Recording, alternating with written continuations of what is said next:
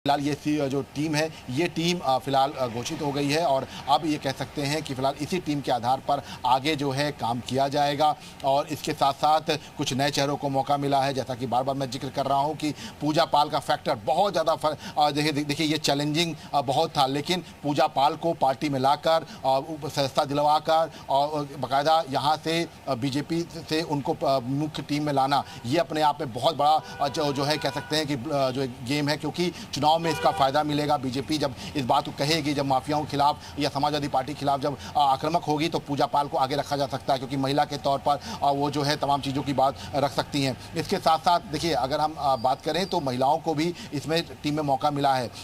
इसके साथ ही साथ देखिए चाहे वो मोर्चों की बात कर लें, ओबीसी मोर्चा की बात कर लें हम, इसके साथ साथ अशोक रावत को देखिए हरदोई से आते हैं, उनको जो है मौका मिला है।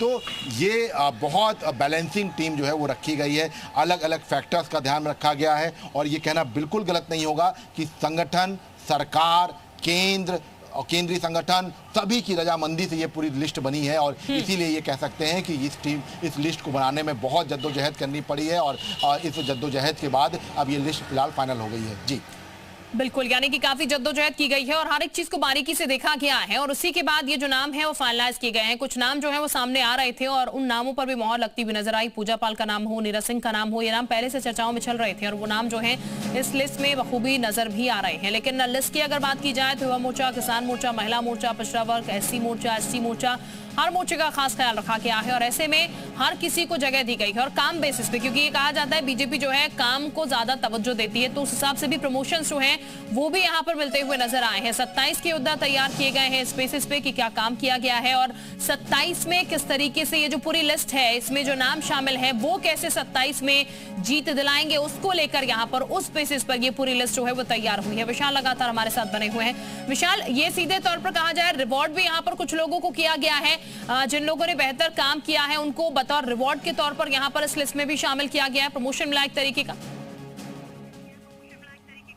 देखिए कुछ लोग जो है बिल्कुल जो है चुनावी चूंकि प्रबंधन होना है तो ऐसे में उनको जो है फिर से रिपीट किया गया है। लेकिन हाँ देखिए गोविंद नारायण शुक्ला इस टीम का हिस्सा अब नहीं है, काफ़ी लंबे समय से काम कर रहे थे। हाँ इसके साथ साथ देखिए कामेश्वर उपाध्याय जो थे वो अब इस टीम का हिस्सा नहीं है। कामेश्वर सिंह को एडजस्ट कर लिया गया है, प्रदेश अध्यक्ष थे किसान मोर्चा से, उनको मेन टीम में ले दिया गया है। इसके साथ साथ आपको बता दें गीता शाह के अब प्रदेश अध्यक्ष नहीं रही, उनके सरोज कुशवाहा को मौका मिला है। तो ये तमाम टीम का जो है विश्लेषण जो है वो ये कह सकते हैं कि किया गया है।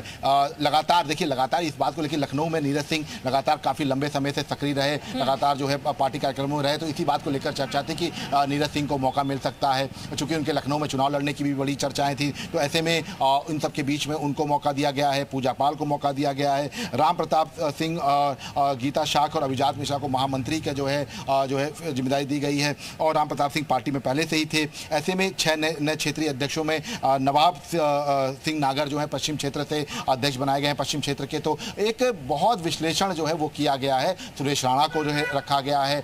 तो ये पूरा एक चुनावी प्रबंधन जो है वो देखने को मिला है और ये कह सकते हैं कि फिलहाल ये जो है लिस्ट उत्तर प्रदेश में बीजेपी के लिए बेहद महत्वपूर्ण लिस्ट जो है वो साबित हो सकती है, क्योंकि इसी लिस्ट के आधार पर अब आगे का जो चुनावी प्रबंधन है वो किया जाएगा। 2027 के विधानसभा चुनाव को लेकर यही टीम अब काम करेगी जमीन पर और इसीलिए ये कह सकते हैं कि अब चर्चा जो है वो इस टीम को लेकर होगी, इनके जाति समीकरण को लेकर होगी। लेकिन अभी फिलहाल ये टीम घोषित कर दी गई है। नई टीम में पंकज चौधरी के तमाम लोग शामिल हैं। हाँ इस बार कुछ नए चेहरे जो हैं उनको रखा गया है, कुछ चेहरों को बाहर किया गया है, लेकिन इनके भी समीकरण जो है बिल्कुल अलग बताए जा रहे हैं। अब देखना ये होगा कि क्या कुछ जो है इस टीम का जो है आगे का रणनीति रहेगी, ऐसे कैसे काम करेगी टीम, इन सब चीज़ों को लेकर भी चर्चाएं हो गई हैं। जी।